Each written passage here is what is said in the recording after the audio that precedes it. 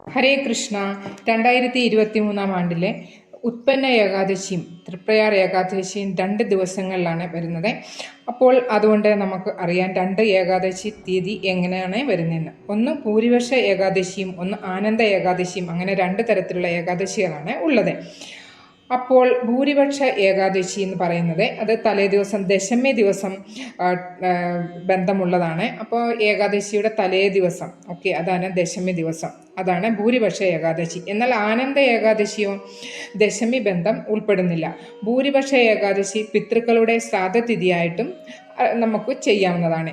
അതിനാൽ അതിനെ പിതൃപക്ഷ ഏകാദശി എന്നും വിശേഷിക്കപ്പെടുന്നു. ഭൂരിപക്ഷ ഏകാദശി കണക്കാക്കുന്നത് സൂര്യോദയം മുതൽക്കാണ്. ഭൂരിപക്ഷ ഏകാദശി ഗൃഹസ്ഥർക്കാണ് എടുക്കേണ്ടത്. അതുപോലെ തന്നെ ആനന്ദ ഏകാദശി സന്യാസിമാർക്ക് ഉള്ളതാണ്.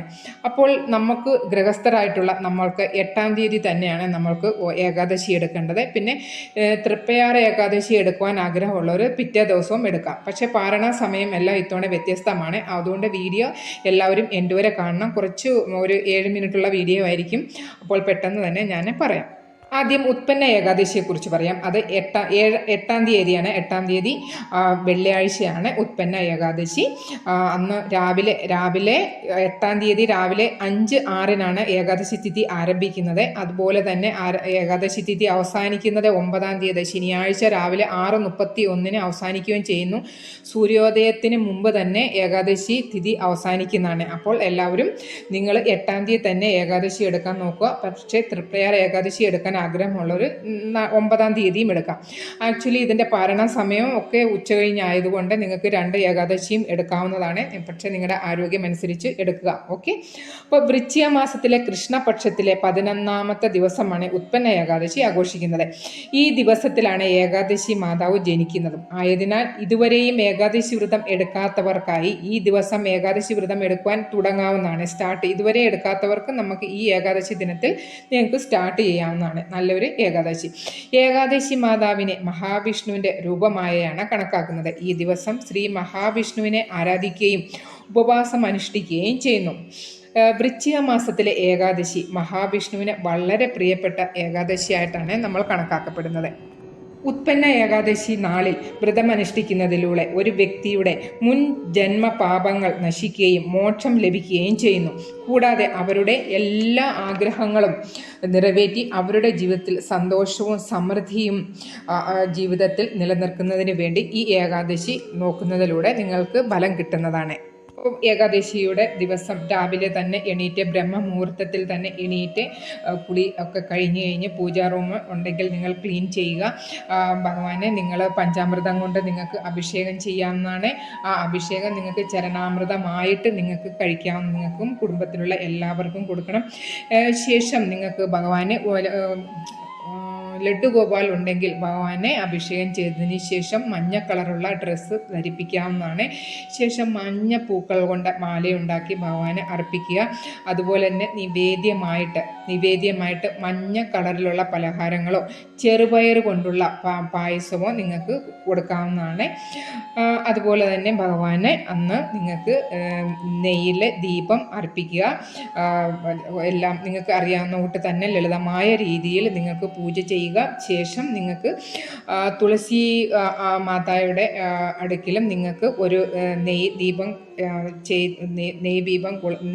കൊളുത്താം. ശേഷം നിങ്ങൾക്ക് 11 തവണ നിങ്ങൾക്ക് തുളസി മാതായെ നിങ്ങൾക്ക് പരിക്രമം ചെയ്യാവുന്നതാണ്. അന്നത്തെ ദിവസം നിങ്ങൾക്ക് യെല്ലോ കളറുള്ള പൂക്കളാണ് ഭഗവാന് അർപ്പിക്കേണ്ടത്. അപ്പോൾ നിങ്ങൾ ഭഗവാന് നിവേദ്യം വെക്കുമ്പോൾ അതിൽ തുളസി ഇല ഇടവാൻ മറക്കരുത്. അപ്പോൾ എന്ത് നിവേദ്യം കൊടുത്താലും ഭഗവാന് തുളസി ഇല നിങ്ങൾക്ക് അർപ്പിക്കണം. അതുപോലെ തന്നെ നിങ്ങൾ ഉപവാസം തുടങ്ങുന്നതിന് മുമ്പായി നിങ്ങൾക്ക് എന്തെങ്കിലും സങ്കല്പം ഉണ്ടെങ്കിൽ, നിങ്ങൾ എന്തെങ്കിലും പ്രതീക്ഷിച്ചു കൊണ്ടാണ് നിങ്ങൾ ഈ വ്രതം നോക്കുന്നെങ്കിൽ ഭഗവാന്റെ മുന്നിൽ നിങ്ങൾക്ക് ആ സങ്കല്പം വയ്ക്കാവുന്നതാണ്. ഞാൻ എൻ്റെ ജോലി കിട്ടുന്നതിന് വേണ്ടിയോ കല്യാണം നടക്കാത്തവർക്ക് അങ്ങനെയോ കുട്ടികളില്ലാത്തവർക്ക് അങ്ങനെ നിങ്ങളുടെ വിഷ് എന്താണേലും നിങ്ങൾക്ക് വിഷ് നിങ്ങളുടെ പറയാവുന്നതാണ്.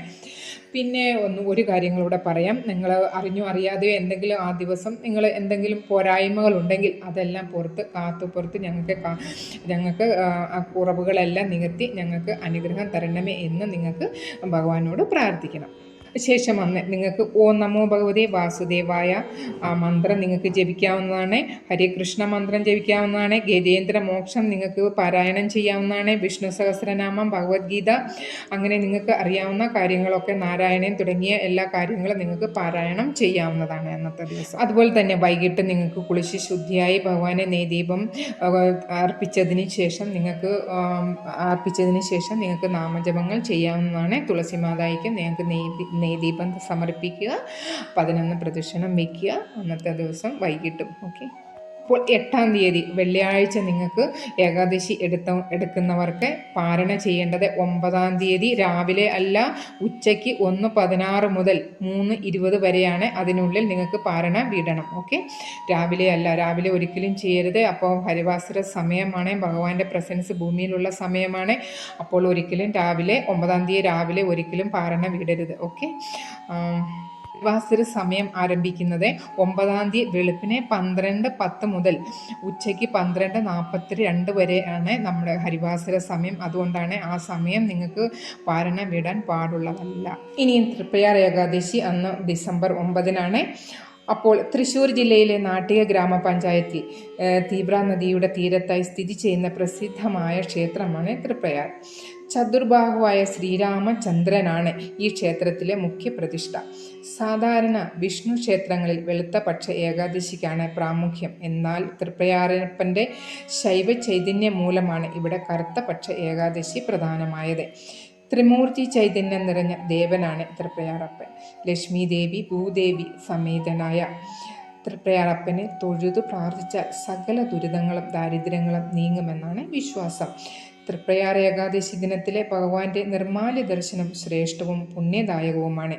ഗുരുവായൂർ ഏകാദശി ദിനചടങ്ങുകൾ പോലെ തന്നെയാണ് തൃപ്പയാറിലെയും ഏകാദശി വ്രതം അനുഷ്ഠിക്കുന്നത്. ഏകാദശി ദിവസം രാത്രിയിൽ ഭഗവാനെ ദ്വാദശി സമർപ്പണവും ഉണ്ട്. അന്നേ ദിവസം ഭഗവാനെ തൊഴുതു പ്രാർത്ഥിച്ച് കാണിക്ക് അർപ്പിക്കുന്നത് ഒരു പ്രധാന ചടങ്ങാണ്. ഏകാദശിയുടെ തലേന്ന് നടത്തപ്പെടുന്ന പ്രധാന ചടങ്ങാണ് ദശമി വിളക്ക്. അന്നേ ദിവസം മുഖ്യ പ്രതിഷ്ഠയായ ശ്രീരാമനു പകരം ആദ്യ പ്രതിഷ്ഠയായ ശാസ്താവിനെയാണ് എഴുന്നള്ളിക്കുന്നത്. എഴുന്നള്ളിപ്പ് ശാസ്താവിനാണെങ്കിലും വിളക്ക് തൃപ്പയാർ ദേവർക്കാണ് സമർപ്പിക്കുന്നത്. പ്രധാന വഴിപാടുകൾ കതിനാവടി സമർപ്പണവും മീനൂട്ടുമാണ്. 10, 101, 1001 എന്നീ ക്രമത്തിലാണ് വഴിപാട്. ഭക്തർ സമർപ്പിക്കുന്ന അന്നം സ്വീകരിക്കാൻ ഭഗവാൻ മത്സ്യരൂപം ധരിച്ചെത്തുന്നു എന്നാണ് വിശ്വസിക്കുന്നത് എന്നാണ് മീനൂട്ടിൽ നടത്തപ്പെടുന്ന കാര്യം. ശ്വാസസംബന്ധമായ അസുഖങ്ങൾ മാറുവാൻ മീനൂട്ട് വഴിപാട് ഉത്തമമത്രേ. ഭഗവാന് ആടിയ എണ്ണ വാത പിത്ത രോഗങ്ങൾക്ക് ഉത്തമ ഔഷധമാണെന്നാണ് വിശ്വാസം. ശ്രീരാമജപം ജപിക്കുന്നിടത്തെല്ലാം ഹനുമാൻ സ്വാമിയുടെ സാമീപ്യം ഉണ്ടാവുമെന്നാണ് വിശ്വാസം.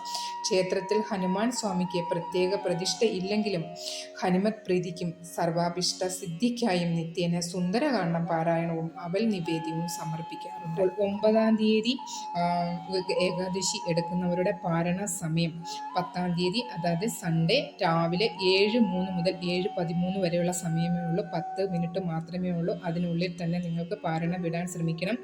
പിന്നെ 2 ഏകാദശി എടുക്കാൻ പറ്റുമെങ്കിൽ നന്ന്. എന്നു വെച്ചാൽ ഓൾറെഡി പാരണ സമയം ഉച്ച കഴിഞ്ഞാണല്ലോ. അപ്പം നിങ്ങൾക്ക് കപ്പയോ കിഴങ്ങോ അങ്ങനെയുള്ള കാര്യങ്ങളെല്ലാം കഴിച്ച് നിങ്ങൾക്ക് 2 ഏകാദശി എടുക്കാൻ പറ്റുമെങ്കിൽ എടുക്കുക. പക്ഷേ എല്ലാവരും അവരവരുടെ ആരോഗ്യമനുസരിച്ച് വേണം ചെയ്യാൻ. ഓക്കെ. അപ്പോൾ ഏകാദശി കഴിഞ്ഞ് ഏകാദശിയുടെ അന്നം ഒരു ഏകാദശി കഥ കേൾക്കുന്നത് ഏറ്റവും പ്രധാനപ്പെട്ട ഒരു കാര്യമാണ്. അപ്പോൾ വീഡിയോ ലെങ്തി ആകുന്നത് കൊണ്ട് ഞാൻ ഈ വീഡിയോയിൽ ഉൾപ്പെടുത്തുന്നില്ല.